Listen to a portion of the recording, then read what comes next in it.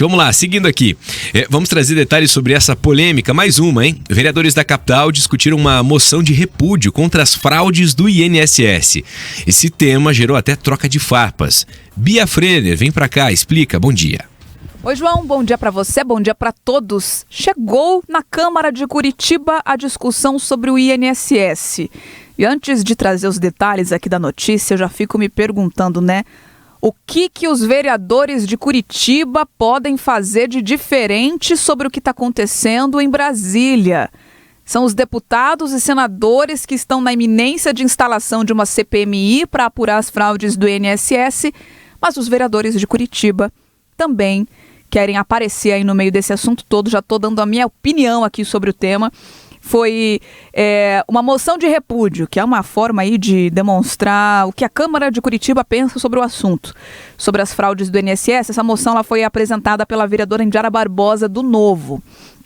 E aí teve troca de farpas, porque ela apresentou essa moção de repúdio e os vereadores da oposição, que são os vereadores mais à esquerda, se posicionaram contrários. Então a gente fica com um embate aqui muito parecido com o que acontece a nível nacional ideológico. É o PT falando que a fraude começou no governo Bolsonaro, os candidatos, vereadores mais direita, centro-direita defendendo que tem que acontecer uma investigação agora, enfim. Vamos ouvir a fala da vereadora Indiara Barbosa no momento que ela fez a defesa dessa moção de repúdio. Eu subo a essa tribuna para apresentar e defender, sim, essa moção de repúdio dessa Casa Legislativa ao escândalo bilionário de fraudes no INSS. Um dos episódios mais vergonhosos e cruéis da história recente do nosso país. Inicialmente, quando estourou, se falava em 6 bilhões de reais. Depois viram que o rombo era maior, poderia chegar a 90 bilhões de reais. E agora se fala em mais de 200 bilhões de reais desviados. Mais do que o Mensalão e o Petrolão, que foram escândalos de corrupção que vieram à tona no nosso país anteriormente. E sim, senhores, trata-se de um ataque direto à dignidade dos nossos aposentados e pensionistas.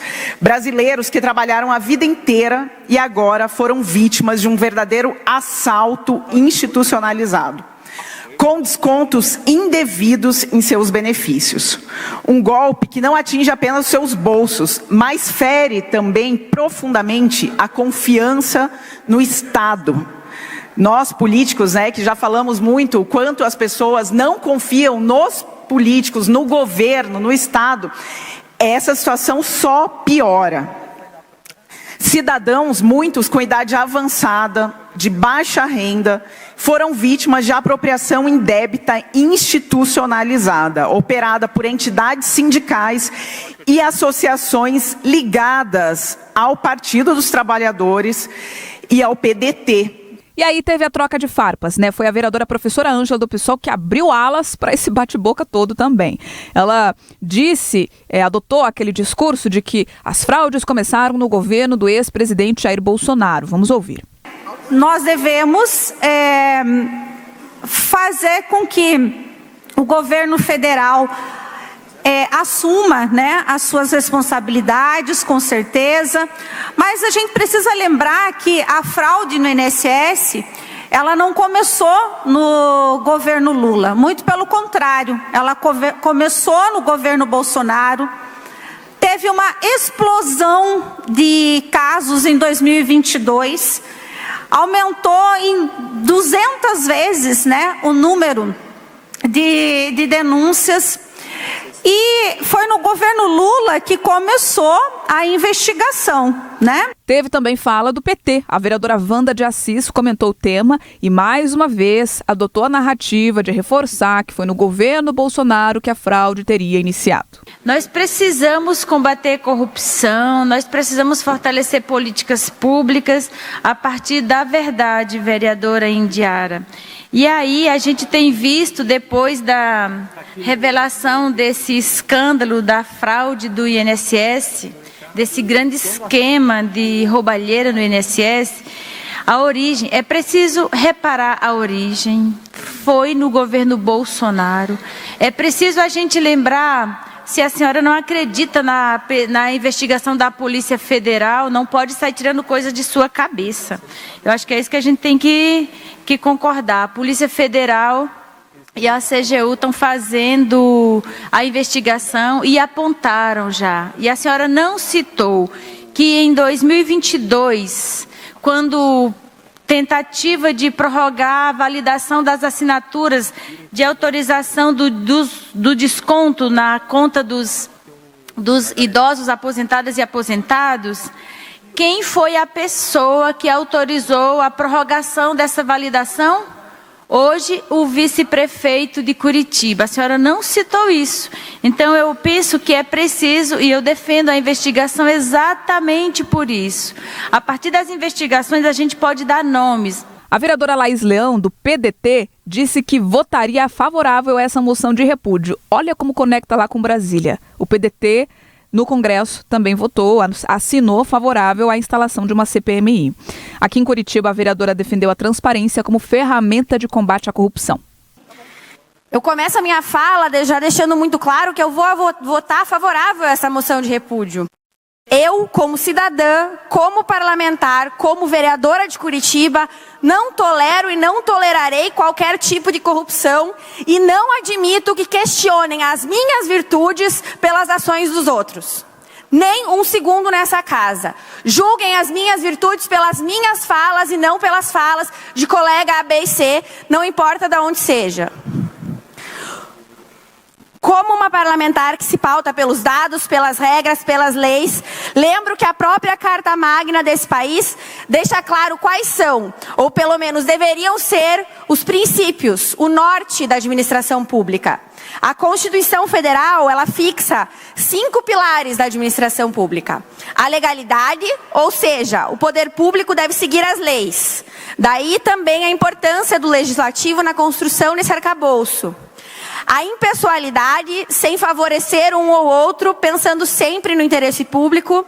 A moralidade, aqui a Constituição deixa claro a importância da ética e da correição dos agentes públicos. A eficiência, buscando sempre a melhor forma do uso do dinheiro público. E por fim, e não menos importante, a publicidade. Um ponto-chave, que é a transparência, a divulgação dos atos públicos, para que se possa haver fiscalização e controle dos atos dos poderes. Não dá para falar sobre combate à corrupção sem esse último ponto. Olha, a discussão sobre essa moção de repúdio que foi apresentada pela vereadora Indiara Barbosa do Novo ainda não terminou, tá? Na sessão de hoje é retomada e aí avaliada se vai ser aprovada ou não pelos vereadores. Essa moção de repúdio é, como eu disse, um posicionamento da Câmara de Curitiba. Olha, nós repudiamos o que aconteceu com o INSS. Convenhamos, o Brasil todo repudia. O Brasil todo está cansado de casos de corrupção. E o Brasil todo está chocado com esse escândalo. É um absurdo você pensar em 6 bilhões de reais, cifra que vai crescendo a partir de outras ramificações de investigação, que isso aconteceu justamente em saques, em descontos irregulares de aposentados e de pensionistas, pessoas que vivem ali de uma mísera parcela, de um mísero salário, que contribuíram a vida inteira, trabalharam a vida inteira e hoje recebem pequenos valores da Previdência e ainda assim tiveram dinheiro descontado de forma irregular. Eu, e acredito que boa parte dos ouvintes aqui, nós não queremos achar foi no governo Y, não foi no governo X, foi no governo Z. A gente quer que os culpados, independente do partido da sigla, sejam responsabilizados. E o que interessa também a gente reforçar aqui é que se começou no governo do Bolsonaro, continuou no do Lula.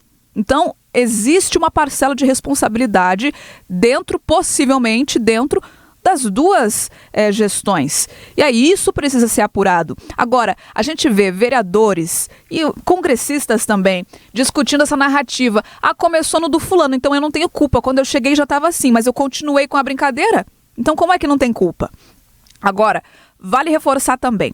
O que é essa moção de repúdio da Câmara de Curitiba vai mudar na luz do dia, na direção do vento, lá em Brasília. O que interessa hoje é a gente ver a CPMI sendo aprovada, a investigação andando e os casos sendo revelados lá no Congresso. Tá certo, os vereadores querem se posicionar sobre esse assunto, mas me explique de que maneira uma moção de repúdio vai mudar a vida do curitibano. É a pergunta que eu deixo para vocês.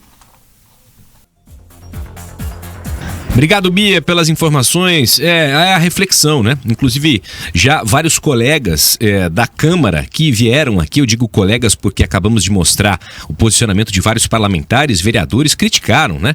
São vereadores federais, porque a necessidade de tratar tema federal e que nada vai mudar no dia a dia da nossa cidade, olha, é uma necessidade urgente para muitos parlamentares e de pouco benefício prático. 10h53.